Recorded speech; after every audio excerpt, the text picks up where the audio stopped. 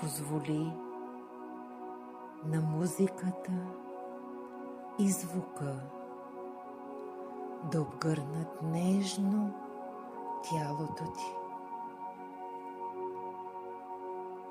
С едно бавно и продължително издишване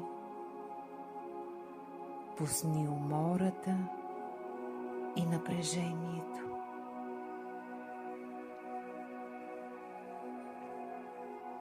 Позволи си да вибрираш с всяка нота, която нежно навлиза във всички пори на тялото ти.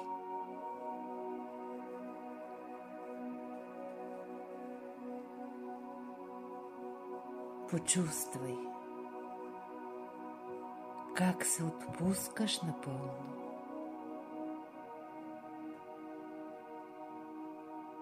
Днес ще поразсъждаваме върху Божествения разум.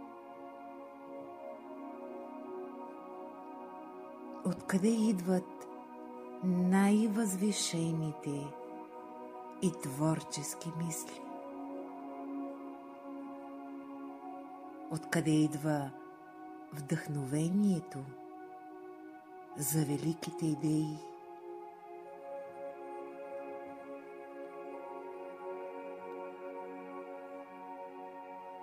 Трябва да знаеш, че твоя ум не е само в мозъка. Твоя творчески ум е около и във всяко пространство на твоето тяло. Така че можем да кажем, че мислим с тялото си. Но също така твоя и моя ум са свързани с огромния и многоизмерен божествен разум. С тези мисли на Създателя, които поддържат реда и интелигентността във Вселената.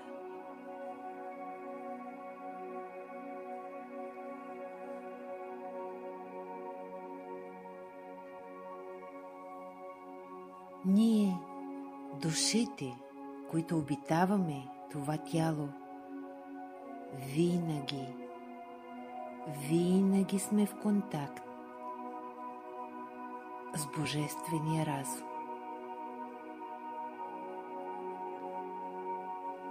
Затова искам да осъзнаеш колко е важно да отделяме време за медитация и тишина. В тези моменти намираме решения, вдъхновение, изцеление, творчески идеи. И в този момент можеш да усетиш тази енергия, която обгръща тялото ти.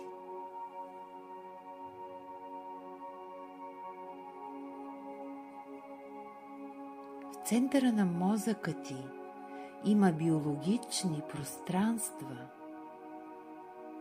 които се свързват с величието на разума, който знае всичко.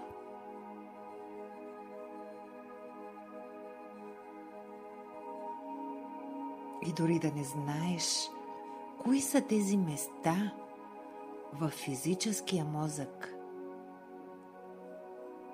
самия факт, че го осъзнаваш, че желаеш и разрешаваш да получиш велики идеи, е достатъчно.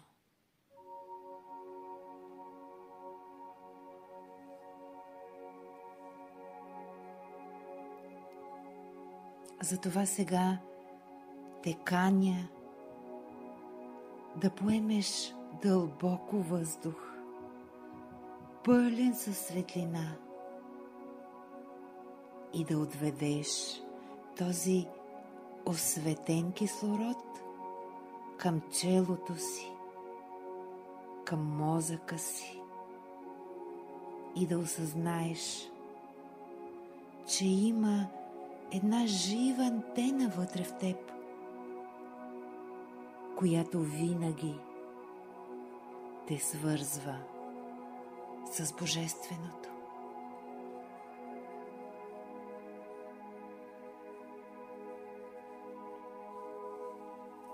Единственото изискване, за да получиш тези идеи, тези нови мисли, и да направиш място за тишина в мислите си, и през деня да настроиш ума си с творческа нагласа, без да съдиш, без да се връщаш многократно към миналото, без да запаметяваш болезнени емоции или неприятни моменти от живота ти.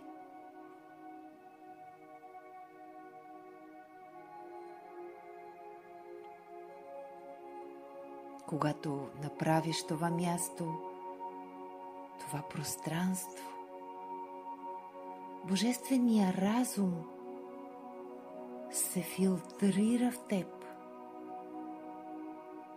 носейки ти безкрайно много ясни мисли, нови идеи, нови инструкции.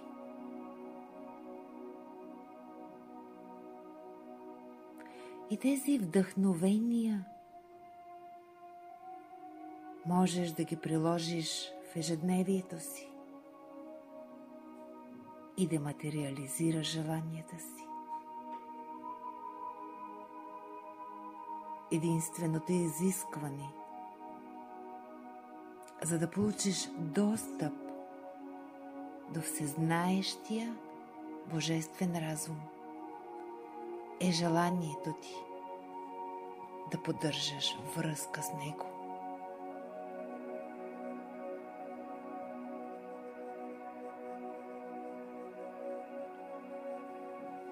Защото в моментите, в които мислиш за звездите, в спокойната, неподвижна, интелигентна, мълчалива необятност на Вселената, където вдъхновението е вечно, можеш да позволиш на ума си да получи достъп и да откриеш оригиналността на творческата ти мисъл.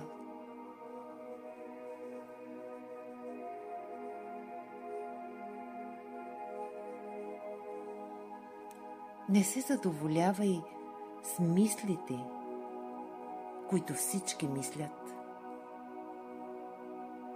Мисли, използвани от всяко едно от съществата, които обитават планетата. Изразходвани, повтарящи се, изтъркани мисли, които винаги водят до една и съща честота на творение.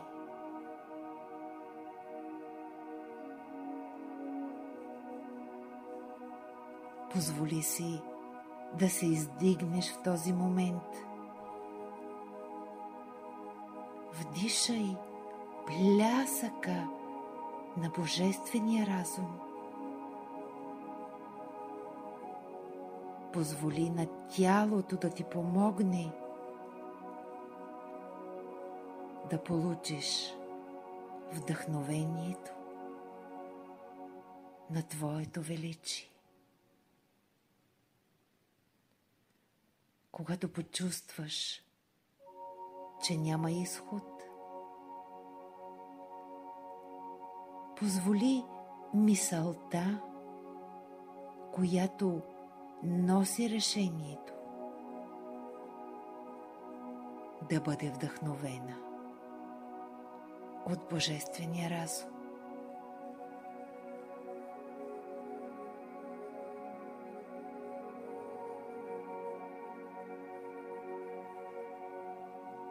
Позволи да влезе в съзнанието ти. Ти си винаги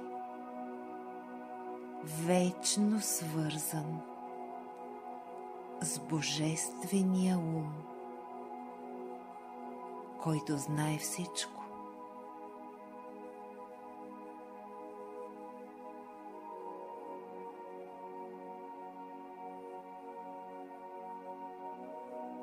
Така, само докато дишаш и позволяваш, този ум ще ти донесе нови идеи, нови вдъхновения.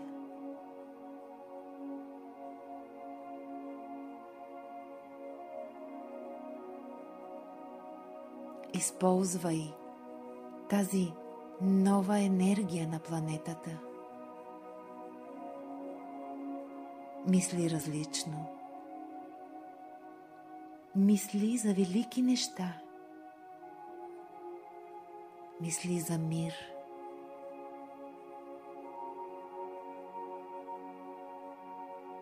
Твоя ум е създаден от Божествения разум и е жив в теб. Свържи се с него само с дишането си. Само чувствайки тази светлина,